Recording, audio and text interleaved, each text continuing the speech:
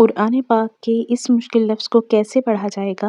میم مشدد کا کیا قاعدہ ہے؟ چار مشدد لفظ آ چکے ہیں ایک ہی ورڈ میں۔ نطفة من منی یمنا،